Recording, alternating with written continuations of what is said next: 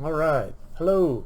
This video is going to go over the Autospread strategy a little bit more in depth than the tutorial video. If you haven't watched the tutorial video, please go and watch the tutorial video first. It can be found here in the drop down, and you select the tutorial and it will load the tutorial video.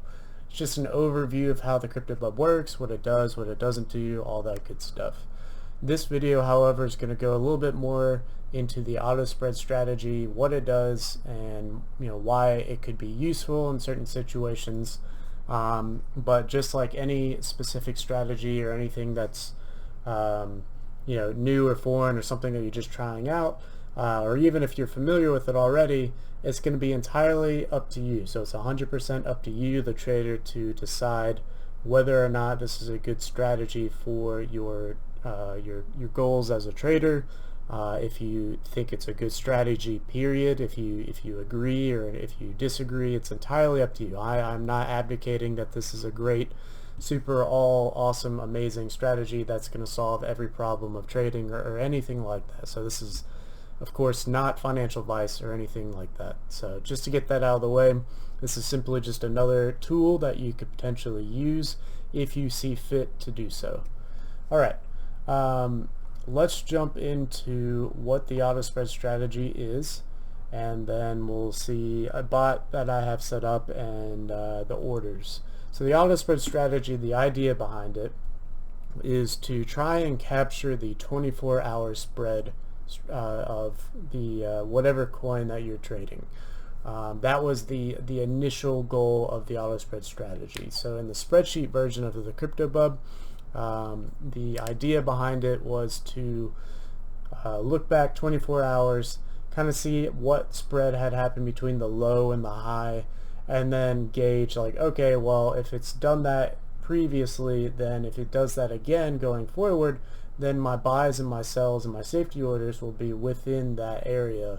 So for instance, let's say with Litecoin or something like that, or Ethereum or whatever, let's say yesterday's total spread was 10%, then the goal of this strategy would be to try and have your buys and sells within that 10% area so that you can capture the profits there. I took it a step further, and I've made it so that you can choose whether you want to go back one day, so 24 hours, or you can look back maybe a couple of hours, and even back as as minutes here. So to kind of put it in perspective, if I were going to go back 24 hours, I would have a look back period of 1 bar, so that would be on the day, and then every 1 day. So the way to read this is to say every 1 day look back how many bars. So for instance, if I wanted to look back 24 hours, then obviously that would be 1 day looking back. If I wanted to go back 48 hours or 2 days, then I would put 2 here. Or if I want to go back 4, this would get the low of the time frame of 4 days back, and then the high as well, and then it would create a spread out of that. So entirely up to you how you would like to use this. You'll have to play around and see what kind of strategy you want to run, or the settings that you want to run with it. There are no recommended settings. It's entirely up to you, just to kind of research and see what works. Once you see the breakdown of how the orders are laid out, then you'll actually be able to see, okay, well, maybe this will work with this particular strategy or this entry point, or things of that nature. But you do have the options here. If you want to switch to hours, you can look back every hour. You can go back every 4 hours.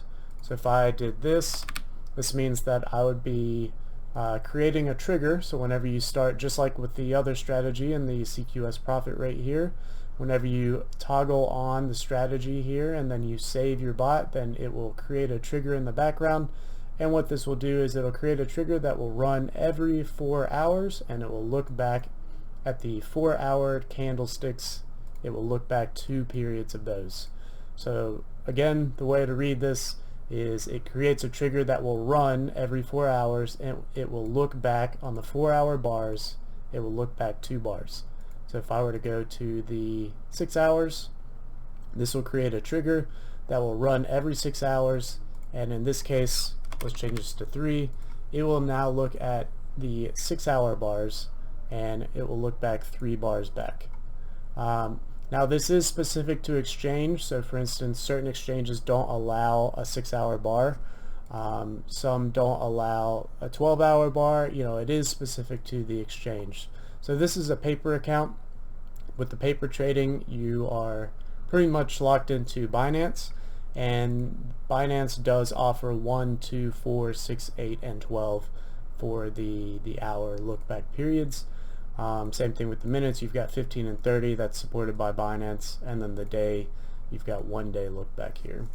So I'm going to go with just the 1 day format here.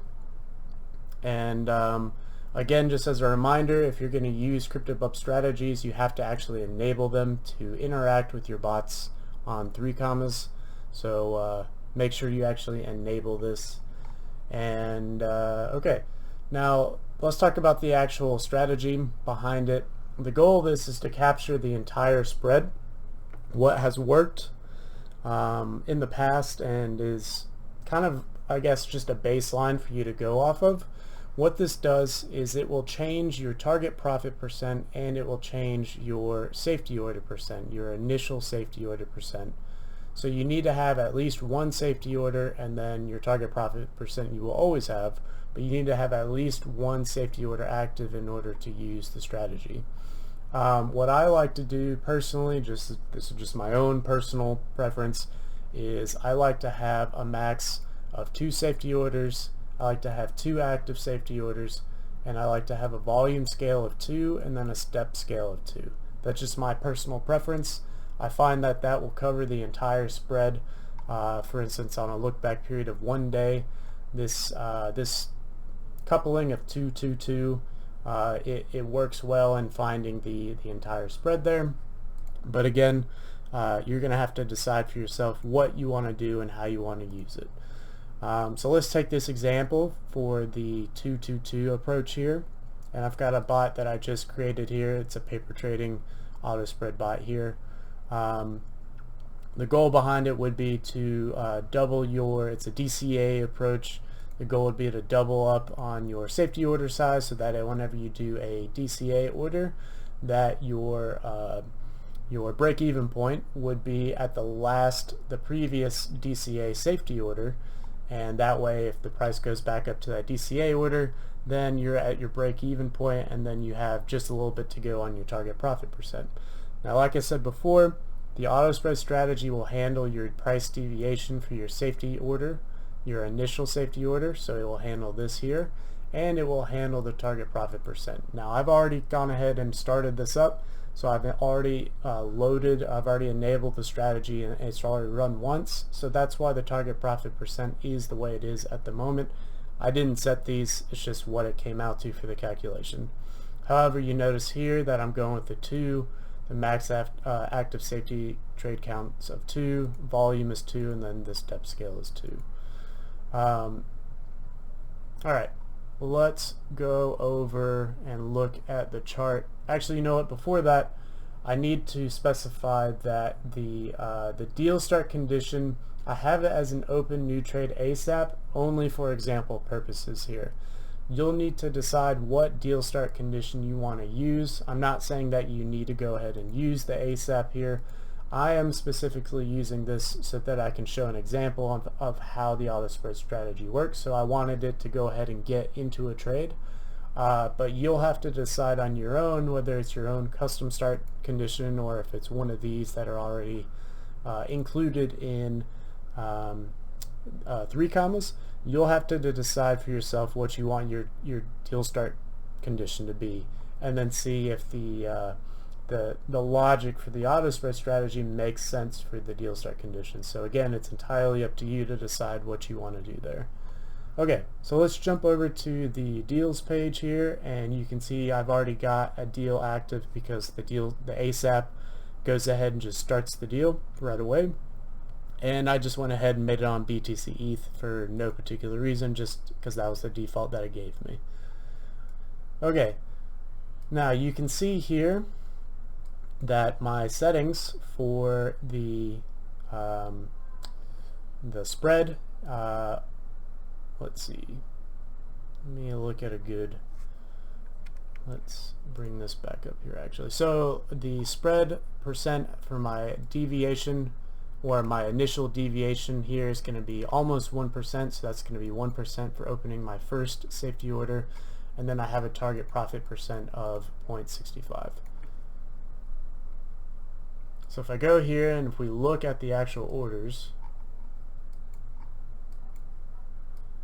and if we look at the spread, so I have it set to the 1 day at the moment, and if I look at the spread of yesterday for this, it looks like it's roughly 2.9, 2.8 in that area, somewhere in there. It's not going to be exact just because I'm not going to do the math real quick, but just as a rough guesstimate here, it's like 2.8, 2.6 in that area.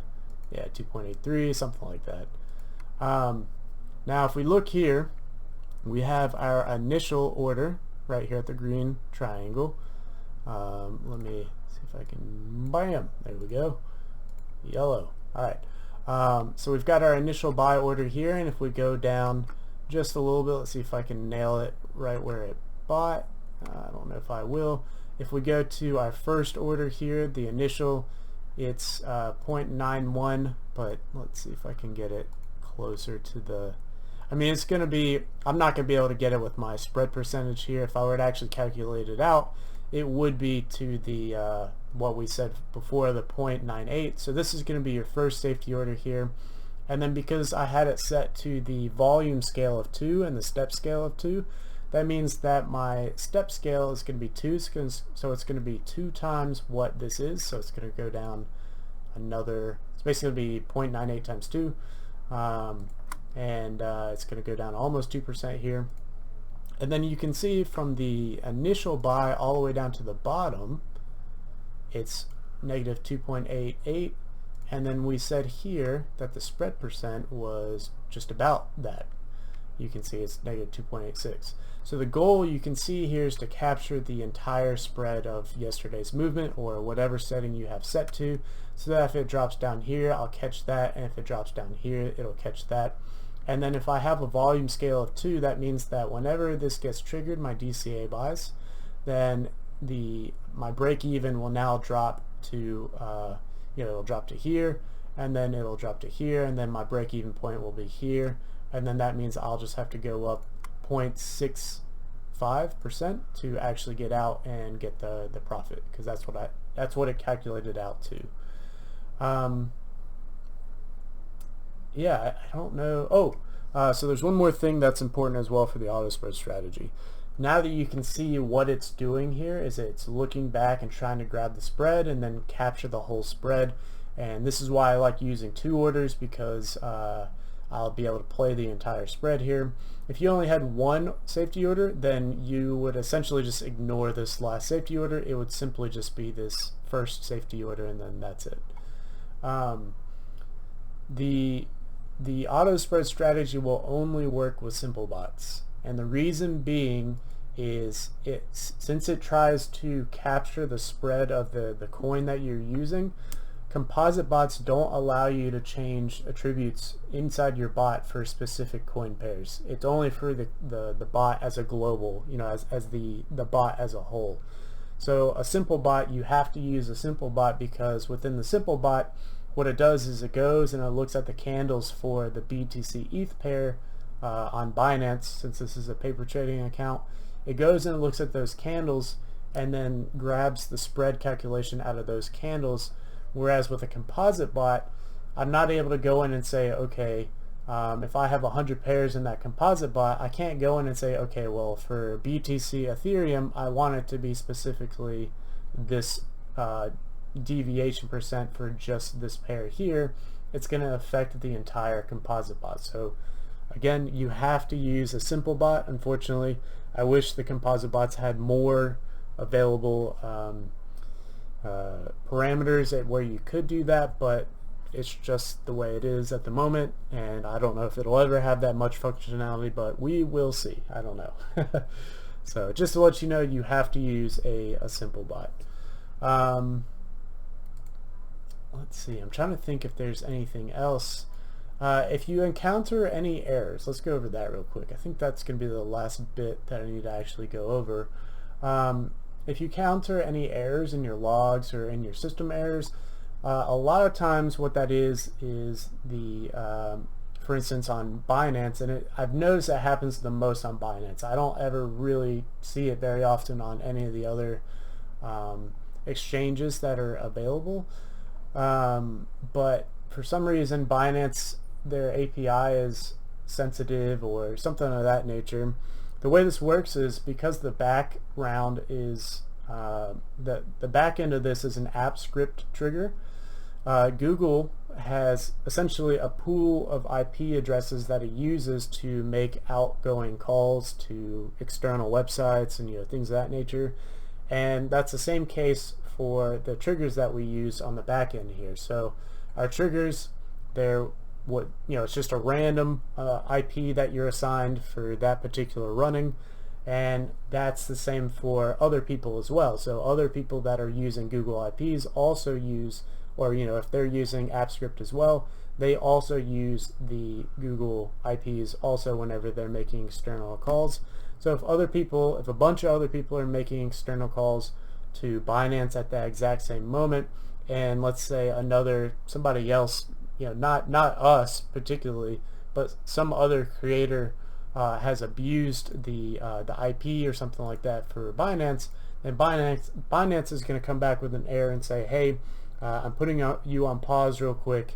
So it'll essentially give you an error of 403, and it'll say, okay, well, I'm putting you on pause, and then on the next run we'll try and get it through.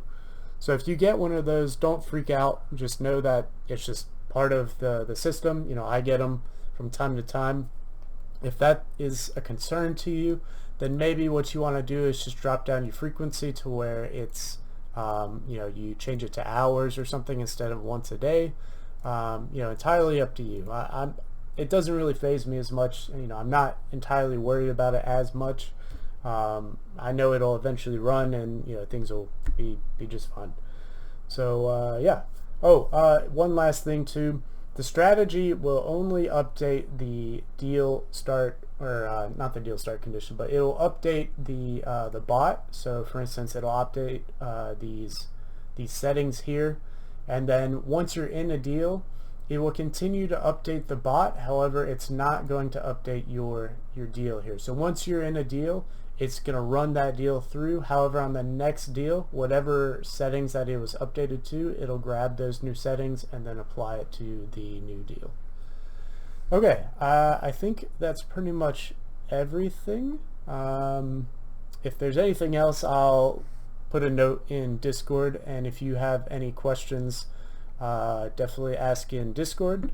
Again, if you're going to enable a strategy or use a strategy, make sure you enable it, and then make sure you actually run the save and update to send it off to 3 commas and actually update your bot. Okay, that's it. You guys have a good one, and good luck on your trades.